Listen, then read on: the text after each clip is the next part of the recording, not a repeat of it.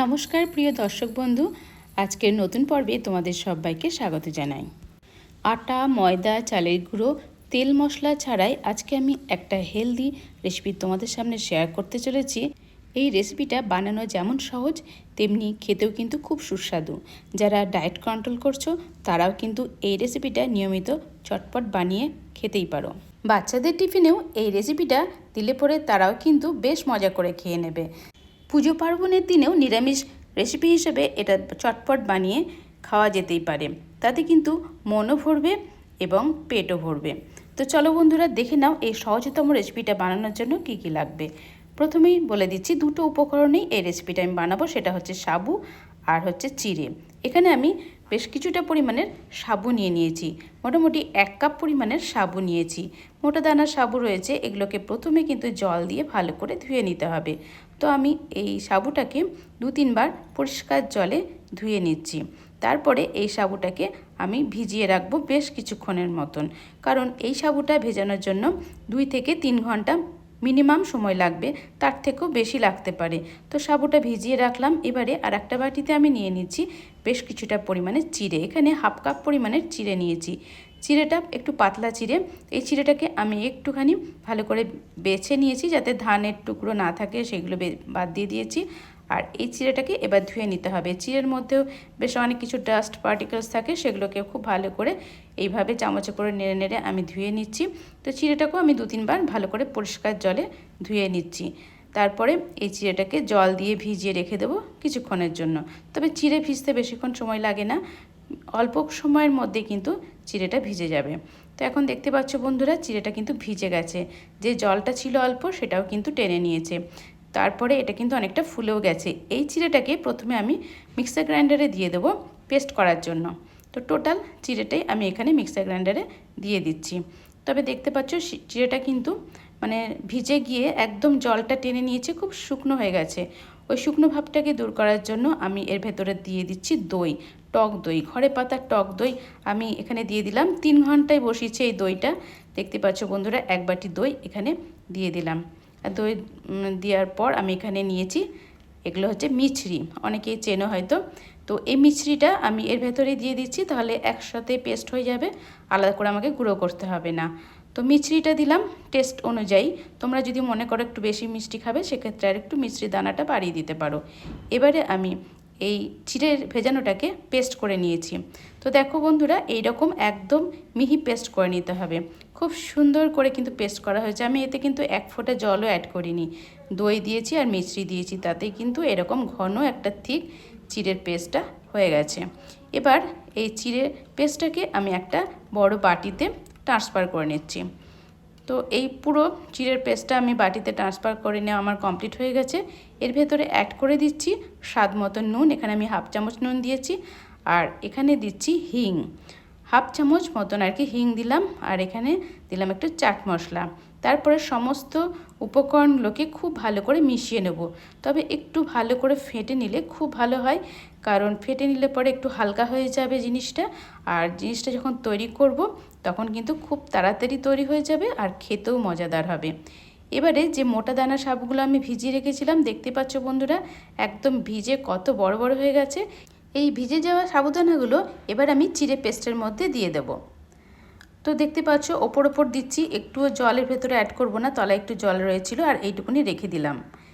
এবারে চিড়ের মধ্যে যে সাবুদানাটা দিয়েছি এটাকে খুব ভালো করে মিশিয়ে নেব। এখানে কিন্তু আমি সাবুদানাটা পেস্ট করলাম না, সাবুদানাটা গোটা গোটায় রাখলাম। তাতে কিন্তু এই রেসিপিটা দুর্দান্ত হয় খেতে, আর দেখতেও খুব সুন্দর লাগে। তো এইভাবে আস্তে আস্তে ভালো করে অনেকক্ষণ ধরে ফেটিয়ে নিলাম। তো যতটা ফেটানো হবে ততটাই বেশ ভালো হয়। তো এর ভেতরে অ্যাড করছি ঘি, গাওয়া ঘি। এটা আমি কালকেই বানিয়েছি এই গাওয়া ঘিটা। অনেকটা পরিমাণে গাওয়া ঘিটা বানিয়েছি আমি। আমার এই গাওয়া ঘিয়ের ভিডিও কিন্তু আমার চ্যানেলে দেওয়া আছে, ডেসক্রিপশনে লিঙ্ক দিয়ে দেবো, চাইলে তোমরা আমার চ্যানেল থেকেও দেখে নিতে পারো। এখানে আমি 2 চামচ পরিমাণের গাওয়া ঘি দিয়েছি। গাওয়া ঘিটা অ্যাড করলে এই যে রেসিপিটা বানাচ্ছি তার টেস্ট কিন্তু অসাধারণ হয়। আর সেটা যদি হয় ঘরে পাতা ঘি, তাহলে তো কথাই নাই। এবারে যে মোল্ডের ভেতরে আমি এটা ঢেলে দেবো, তার আগে এর ভেতরে কিন্তু সেই গাওয়া ঘি দিয়ে আমি চারিদিকে ব্রাশ দিয়ে এটাকে ব্রাশ করে নিচ্ছি। তো এইভাবে একটা প্রলেপ লাগিয়ে নিতে হবে। সেজন্য বেশ কিছুটা ঘি দিয়ে দিয়েছি, এইভাবে ঘিটাকে মাখিয়ে নিলাম। চিড়ে পেস্ট আর সাবুদানার যে ব্যাটারটা তৈরি করেছি তার মধ্যে আমি হাফ চামচ পরিমাণের ইনো দিয়ে দিয়েছি। তখন আমার ক্যামেরাটা অন ছিল না, সেটাকে আবার খুব ভালো করে মিক্সড করেও নিয়েছি। এবারে আমি যে পাত্রটিতে ঘি বুলিয়ে রাখলাম সেই পাত্রটিতে প্রথমে দিয়ে দিচ্ছি সাবুদানা, যেগুলো ভিজিয়ে রাখা হয়েছিল সেই সাবুদানাগুলো। এইগুলো আস্তে আস্তে ছড়িয়ে দিচ্ছি। দেখতে পাচ্ছ একটা লেয়ারের মতন করে এইভাবে সাবুদানাগুলো দিয়ে দিলাম। এরকম করে সাবুদানাগুলো ছড়িয়ে দেওয়ার পর আমি এবার যে পেস্টটা বানিয়েছি এই ব্যাটারটা এর ভেতরে ঢেলে দিলাম। আস্তে আস্তে ঢেলে দিতে হবে। তো এইভাবে আস্তে আস্তে ঢেলে দিলাম। তারপরে এটাকে বেশ একটু ড্যাব ড্যাব করে নেব, তাহলে ঠিকঠাক মতন বেশ সমান হয়ে যাবে। তো এখন আমি এইভাবে আস্তে আস্তে এটাকে সেটিং করে নিচ্ছি। এইভাবে সেট করে নেব, তাহলে পরে যে কোনো জায়গায় ফাঁকা থাকলে আর সেখানটাতেও ছড়িয়ে পড়বে। তার উপরেও কিন্তু আরও একটু সাবুদানা এইভাবে ছড়িয়ে দিচ্ছি। দেখতে বেশ সুন্দর লাগে আর খেতেও কিন্তু দারুণ মজাদার লাগে। দেখলেই বুঝতে পারবে তোমরা রেসিপিটা কীরকম হচ্ছে। তো এইভাবে সাবুদানাগুলো ওপর থেকেও আমি ছড়িয়ে দিলাম। এইভাবে একটা একটা করে লেয়ার যাতে হয়ে যায় সেই দিকে ধ্যান রেখে এইভাবে ছড়িয়ে দিতে হবে। তো ভীষণ সুন্দরভাবে কাজটা করেছি। এইভাবে ছড়িয়ে রেখে ড্যাব ড্যাব করে রেখে দিলাম। এদিকে আমি গ্যাস অন করে দিয়েছি, গ্যাসের উপর একটা কড়াই বসিয়ে দিয়েছি, তাতে দিয়ে দিয়েছি বেশ কিছুটা জল। জলটা কিন্তু ফুটেও গেছে। জলের উপরে দিয়ে দিয়েছি একটা স্ট্যান্ডের উপরে এই পাত্রটা এবার ভালো করে ঠিকঠাক করে বসিয়ে দিলাম। তারপরে ওপর থেকে ঢাকা দিয়ে দিলাম। ঢাকা দেওয়ার পর যে ফুটোটা থাকে সেখানে একটা লবঙ্গ আমি প্রেস করে দিয়েছি আর গ্যাসের ফ্লেমটাকে একদম কমিয়ে দিলাম। এইভাবে রেখে দেবো 15 থেকে 20 মিনিট পর্যন্ত। 20 মিনিট পর ফিরে এসেছি। দেখো বন্ধুরা, এটা কিন্তু বেশ সুন্দর হয়ে গেছে। চাকুটা বসিয়েছিলাম, একটুও লাগেনি। হাত দিয়ে দেখছি বেশ নরম, একদম তুলতুলে হয়েছে। বন্ধুরা, এটাকে আমি একদম ঠান্ডা করে নেওয়ার পর তোমাদের দেখালাম। এবারে আমি নেক্সট স্টেপে চলে যাচ্ছি। নেক্সট স্টেপে আমি গ্যাস অন করে গ্যাসের উপর একটা কড়াই বসিয়ে দিয়েছি। কড়াইয়ের মধ্যে দিয়ে দিলাম 1 চামচ পরিমাণে সাদা তেল, তাতে দিয়ে দিলাম কালো গোটা দানা সর্ষে হাফ চামচ পরিমাণে। তার ভেতরে কিছু কারি পাতা দিয়ে দিলাম। বেশ চটপট করে ছুটছে, এটাকে হালকা করে ফ্রাই করে নিচ্ছি। বেশ এই তেলটা গরম হয়ে যাবে আর কারি পাতাগুলো ভাজা ভাজা হয়ে যাবে। ততক্ষণ পর্যন্ত আমি এটাকে নেড়ে চেড়ে একটু ফ্রাই করে নিলাম। ব্যাস হয়ে গেল আমার তড়কা বানানো। এটা রেখে দিলাম। এবারে দেখো এর ভেতরে যেটা রয়েছে এটাকে প্রথমে পিস পিস করে টুকরো করে নেবো। তো এখানে আমি 4 চৌকো করে টুকরো করে নেব। প্রথমে আমি লম্বা শেপটা এইভাবে কেটে নিচ্ছি। খুব সাবধানে কেটে নিতে হবে। এইভাবে আস্তে আস্তে ছুরিটাকে বসিয়ে বসিয়ে কেটে নিচ্ছি। তো কাটলে পরে এটা বের করতে সুবিধা হবে, তা নাহলে আগেও তোমরা এটাকে বের করে নিতে পারো। তারপরে ছোটো ছোটো টুকরো করে 4 চৌকো করে পিস করে নিতে পারো। তো আমি এর ভেতর থেকে এইভাবে টুকরো করে পিস করে নিচ্ছি। তো এইভাবে আমি সমান মাপ করে 4 চৌকো করে এগুলোকে পিস করে নিলাম।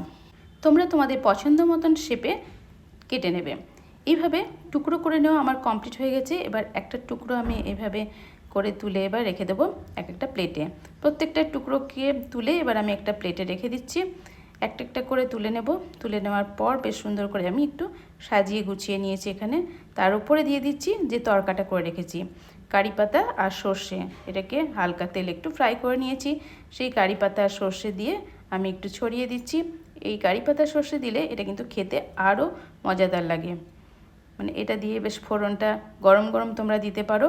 তো আমি এটা একটু ঠান্ডা হয়ে যাওয়ার পর দিচ্ছি। গরম গরম দিলে আরেকটু বেশি বেটার হয়।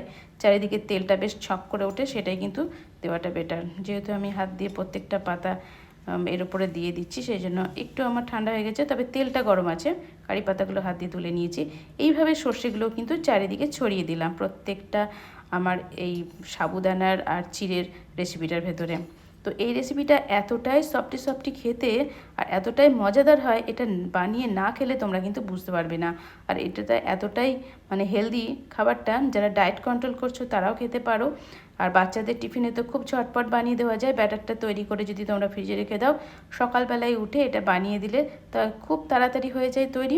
আর খেতেও কিন্তু দারুণ মজাদার লাগে। এর সাথে একটু চাট বা সস বা কোনো রকম কিছু দিলে পরে বাচ্চারা কিন্তু খুব মজা করে খেয়ে নেবে। আর এটা খেতে এতটাই অসাধারণ হয়েছে যে বলে বোঝানো যাবে না। অবশ্যই তোমরা বাড়িতে একবার হলেও ট্রাই করবে। আর আমার এই ভিডিওটা ভালো লাগলে অবশ্যই একটা লাইক করে দিও, সুন্দর কমেন্ট করে লিখে জানিও কেমন লেগেছে তোমাদের।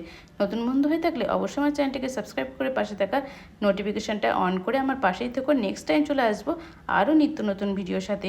তোমরা বাড়িতে থাকো, সুস্থ থাকো, নিজের খেয়াল রেখো আর আমার ভিডিওর সাথেই থেকো। Tata, bye bye.